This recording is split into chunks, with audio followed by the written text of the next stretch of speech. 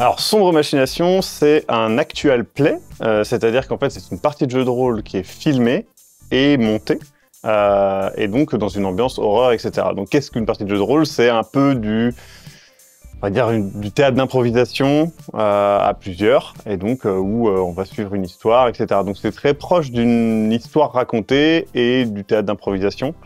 Et donc, le but de Sombre Machination, c'est surtout de travailler énormément l'ambiance, dans une ambiance justement un peu horreur, mystère, étrange, etc. C'est toujours un peu notre credo. Globalement, ce qui s'est passé, c'est qu'il y a un prof de français qui nous a parlé de Lovecraft et qui nous a dit, à l'époque, je me rappelle, je vous interdis de le lire. Forcément, moi, direct, à la librairie, bam, acheté un bouquin de Lovecraft. Du coup, j'ai découvert Lovecraft et j'étais en mode, mais putain, mais c'est trop bien, j'adore cette horreur, etc. Et je me suis dit, mais il faut...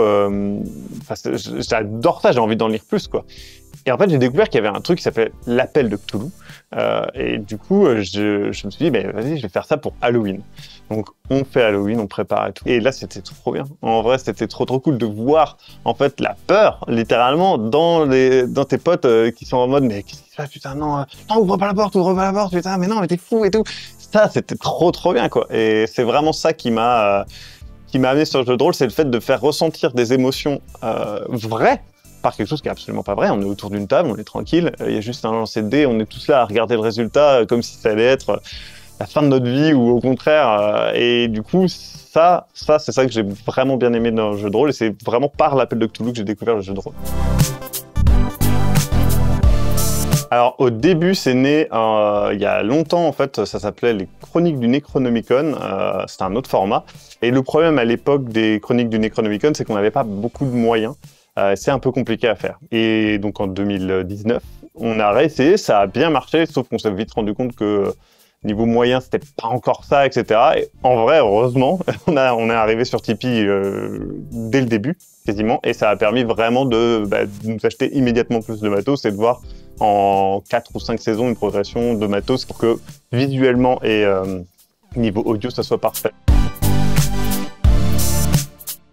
En gros, ce que j'essaie de faire, c'est que l'épisode 1, c'est toujours quelque chose qui est très écrit. Il y a des détails, parce que ça pose le décor, ça pose l'intrigue, et c'est important. Ensuite, l'épisode 2, généralement, j'ai prévu 2-3 trucs, mais je l'écris pas, parce qu'en fait, je trouve que les joueurs apportent toujours quelque chose d'original ou de surprenant. Et puis ensuite, l'épisode 3 est généralement tourné le lendemain.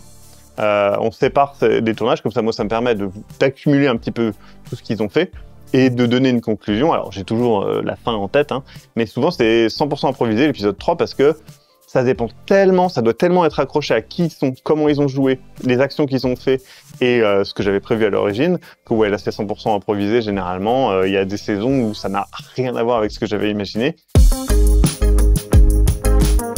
Ouais, Sombre Machination, c'est des épisodes qui font au minimum 35 minutes et généralement plutôt 1 heure. Et c'est pas quelque chose que l'algorithme aime bien.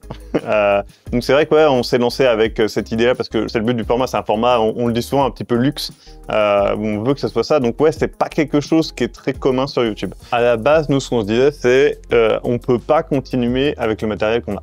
Il faut investir dans le matériel qu'on a. On a réfléchi à faire, est-ce qu'on fait un financement participatif classique ou est-ce qu'on fait quelque chose de plus long terme? Et donc, on a fait ça en se disant, ça nous permettra à chaque saison d'améliorer un petit peu le matériel, acheter un micro, économiser, etc. Et finalement, on l'a lancé comme ça a très bien marché. Et du coup, là maintenant, ça nous permet vraiment d'investir littéralement dans le matériel, dans les décors, etc. Beaucoup plus que ce qu'on avait imaginé au départ, vraiment beaucoup plus. Alors, le truc le plus important que Tipeee permet pour nous, c'est de prendre des risques. Et là, par exemple, littéralement, à la fin de la semaine, on fait un tournage, ambiance pirate, et on va tourner, et on tourne près de la mer, on tourne dans une montagne, on tourne... Sauf que c'est une prise de risque énorme. C'est-à-dire que le taux d'échec est hyper élevé, si tu veux. Sauf que c'est pas grave, parce que si on échoue, cet argent-là, certes, il est perdu, etc., mais on peut, en fait. On a la capacité, on a les épaules de dire oui, on peut perdre de l'argent, en fait. Parce que le problème, c'est que créer, ça demande de prendre des risques, de perdre de l'argent aussi, des fois, et ça nous est arrivé quelques fois. Et sans Tipeee, on aurait juste arrêter en fait, tout simplement. Au début, le Tipeee, on l'a vraiment lancé dans une vision de il faut que ça soit quelque chose, un échange. C'est-à-dire que les gens donnent, on leur rend. Donc ils ont les épisodes en avance, etc. Quand on est passé en format mensuel, nous ce qu'on s'est dit c'est juste on va devenir une sorte de Netflix du jeu de rôle en fait. Et tu donnes 5 € et en échange t'as X épisodes, des trucs exclusifs, des machins, etc. Puis ils savent aussi que malgré tout, c'est grâce à eux que ça existe, en fait. Et ça, c'est vrai.